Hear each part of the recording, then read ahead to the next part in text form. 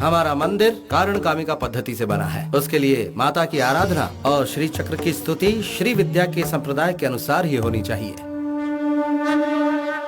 शिव के अनुसार पंच ब्रह्मा मतलब कौन है? शिव का पंचमुख भी पंच ब्रह्मा है। उनके नाम है सद्यजोता, वामदेव, अघोर, तत्पुरुषा, ईशान। और इन 5 मुखों से ही न म शी वा य नमः शिवाय से ही पंच अक्षर मंत्र उत्पन्न हुआ है। इन 5 मुखों को चैतन्य देने वाला शिव ही पंचमुख होकर संसार का नायक है। अच्छी बात है। और एक छोटा सा प्रश्न, शिवम राज कौन है? कोई गले नहीं, किसी का वध नहीं, असत्य वचन नहीं, कोई अहंकार नहीं, किसी का उपहास नहीं, स्वयं की प्रशंसा नहीं, औरों का अपमान नहीं। यही आत्मशुद्धि है, यही भैरव की सिद्धि है और यही है परमपिता परमात्मा की अमृत वाणी। ब्राह्मण कुल में पैदा होने वाले और भेदभाव का तिरस्कार करने वाले, सब में समानता लाने वाले 12वीं शताब्दी में पैदा हुए बसवराज जी के बारे में ही आप पूछ रहे थे क्या? बिल्कुल।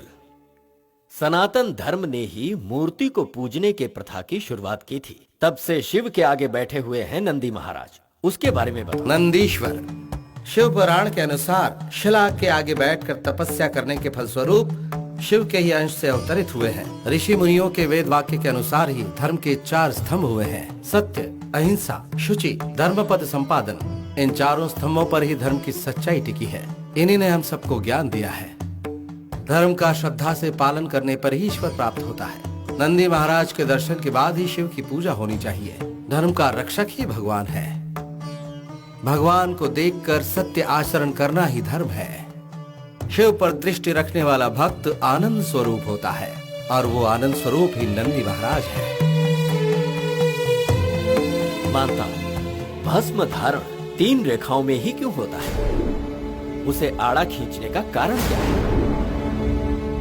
अग्निमिति भस्म, जलमिति भस्म, स्थलमिति भस्म, भस्म व्योमिति भस्म जैसे वेद मंत्र भस्म को स्थापित करते हैं। अग्नि सारा भस्म वर्चस्व को, तेज को, आयुष, रक्षा, पवित्रता और शांति प्रदान करता है। भस्म भाषणात् भसितम प्रोक्तम, भक्ष किल भक्ष भक्षणात्, इसका अर्थ स्मृति व्याख्या।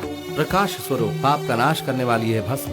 ओमकार में आकार, ओमकार मकारों को ऋग्वेद, साथ ही यजुर्वेद और सामवेद को ब्रह्मा विष्णु महेश्वर जी का प्रतीक मानकर भस्म की 3 रेखाएं माथे पर लगाई जाती हैं। माथे की लिखावट को शुभ बनाकर उसे परिवर्तित करने की शक्ति भस्म में होती है। आने वाले संकट का संकेत होता है। ललाट की रेखाओं के अनुसार ही भस्म को भी आड़े रूप में लगाया जाता है। धर्मस्य जयस्तु अधर्मनाशस्तु, शिवो रक्षितो शंभो शंकर हर हर महादेव।